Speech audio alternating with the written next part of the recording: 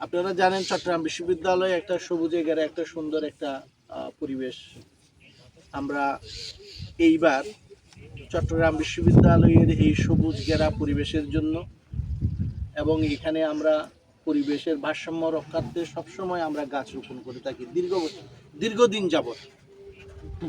এই ৩৫০ একর জায়গার উপর প্রায় 85% জায়গায় হচ্ছে যে পাহাড়ি অঞ্চল। আমাদের সমতল ভূমি নেই বললেই চলে, খুব কম। আর এই যেহেতু ক্লাইমেট চেঞ্জ হয়েছে, জলবায়ুর পরিবর্তন হচ্ছে, এই জলবায়ু পরিবর্তনের ক্ষতি রোধে আমরা প্রতি বছর বৃক্ষরোপণ করে থাকি। এইবারও আমরা সেই ধরনের কাজ শুরু করেছি। গত রোববার আমরা এখানে প্ল্যান্টেশন 11 একর প্ল্যান্টেশন অলরেডি আমাদের সম্পন্ন হয়েছে। আর 14 একর আমরা ও পাশে এই পুরো গোডাউনের ওইখানে আমরা 14 একর প্ল্যান্টেশন করব। প্রকৃতি বাঁচানোর জন্য প্ল্যান্টেশনের কোনো বিকল্প নেই। চট্টগ্রাম বিশ্ববিদ্যালয় সেই স্লোগানের উপর ভিত্তি করে এই বছরও আমরা পরিবেশ স্বর্ণপদক পেয়েছি। মাননীয় প্রধানমন্ত্রী কাছ থেকে আমরা সেই পরিবেশের স্বর্ণপদক গ্রহণ করেছি। তারই ধারাবাহিকতায় আমরা এখানে প্ল্যান্টেশন শুরু করেছি। আমরা যে জিনিসটা বলতে চাই, চট্টগ্রাম বিশ্ববিদ্যালয়ের যেহেতু উন্নয়ন কাজ আমাদেরকে করতে হবে, ছাত্রছাত্রীদের অনেক ডিমান্ড, গত 11টি বছর 16-17 বছর আসলে ছাত্রছাত্রীদের জন্য কোনো আবাসিক হল নির্মাণ হয় নাই।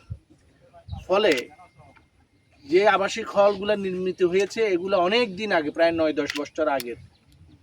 আমরা যেহেতু বিভিন্ন উন্নয়নমূলক প্রকল্প, বর্তমান গণতান্ত্রিক সরকার এসে আমাদেরকে বিভিন্ন ধরনের বরাদ্দের দিকে আমরা যাচ্ছি।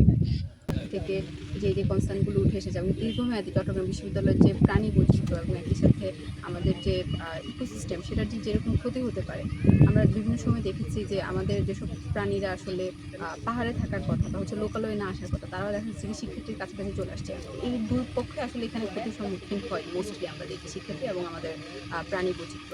তো তারই ধারাবাহিকতায় গতকালকে আমরা হচ্ছে এই বিষয়ে বিস্তারিত আলোচনা করি এবং সেটার ফলশ্রুতিতে বলা যায় আজকে আমরা অলরেডি 200 গাছ লাগাবো এখান থেকে 50টি গাছ হচ্ছে বিশ্ববিদ্যালয়ের ফরেস্ট্রি ডিপার্টমেন্ট এবং 150টি গাছ হচ্ছে চাকসু এখানে নিয়ে আসবে, স্পন্সর করবে। এবং বলা চলে যে ওভারঅল এখানে যে কোনো উন্নয়ন প্রকল্পের ক্ষেত্রে আমরা উন্নয়ন নাকি পরিবেশ কোনটাকে আসলে বেশি গুরুত্ব দেওয়া উচিত এবং এর সাথে এটার আসলে কোনো সলিউশন আছে কিনা, তৃতীয় বিশ্বের দেশ হিসেবে আমাদের কাছে অপশন আছে কিনা যাতে পরিবেশের ক্ষতি না করে প্রযুক্তি বাস্তবায়ন করতে পারি। আমরা প্রশাসনকে খুবই দৃঢ়ভাবে জানিয়েছি যে ভবিষ্যতে যে কোনো উন্নয়ন প্রকল্পের ক্ষেত্রে যতটুকু সম্ভব পরিবেশের ক্ষতিকে মিনিমাইজ করে করা যায় এবং একই সাথে হচ্ছে আমাদের বন বিভাগের যেই থাকে যে ছাড়পত্র পাওয়া বা বলা চলে যে শিক্ষার্থীর সাথে যে সমঝোতায় আসে, শিক্ষার্থীর সাথে যে আলোচনা, একটা ডায়লগ আমরা এক্সপেক্ট করতে পারি যে কোনটা আসলে কম ক্ষতি করে করা যায় কিনা। কারণ আমরা দেখি যে এই ইস্যুগুলো যে আসলে এক্সিস্ট করে এটাই অনেক সময় আমরা বোঝাতে পারি না বা বোঝাতে আমরা ব্যর্থ হই যে পরিবেশের ইস্যুগুলো আসলে উন্নয়ন প্রকল্পের ক্ষেত্রে একটা বড় মাধ্যম হিসেবে কাজ করে।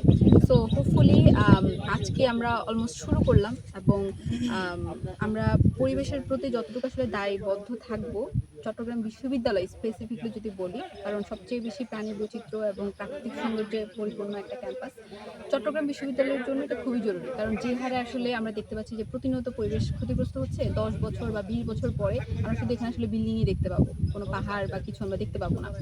সো এই কারণে আপনারা দেখবেন যে আজকে যে গাছ লাগানো হয়েছে এটাও কিন্তু পাহাড়ের মধ্যেই গাছ লাগানো হয়েছে এবং ইটস মোর সাস্টেনেবল। এবং আমরা বিশ্বাস করি যে আমাদের পরবর্তীতে যারা আসবেন, আমাদের এই যাত্রা যারা ধরে রাখবেন, সেখানেও যেন একই বার্তা আমরা দিতে চাই তাদেরকে যে আমরা শুধু চট্টগ্রাম বিশ্ববিদ্যালয় শুধু কংক্রিটের কিছু দালান হিসাবে দেখতে চাই না। এই প্রাণী বৈচিত্র্য যেন একত্রিতভাবে শিক্ষার্থী, শিক্ষক এবং প্রশাসন সবার সমন্বিতভাবে যেন রক্ষা করা যায়, এটার জন্য আমরা কাজ করব। হোপফুলি যে সামনের যে কোনো উন্নয়ন প্রজেক্টের ক্ষেত্রে আমরা প্রজেক্টটা শুরু হওয়ার আগেই এটার মানে যে কনসিকুয়েন্স এবং কম্পেনসেশন কী হতে পারে এবং এটার অন্য কোনো লেস হার্মফুল কোনো ওয়ে আছে কিনা আমরা সেটা নিয়ে আরও আগে আলোচনা করব এবং সেই আলোচনার মাধ্যমে আমরা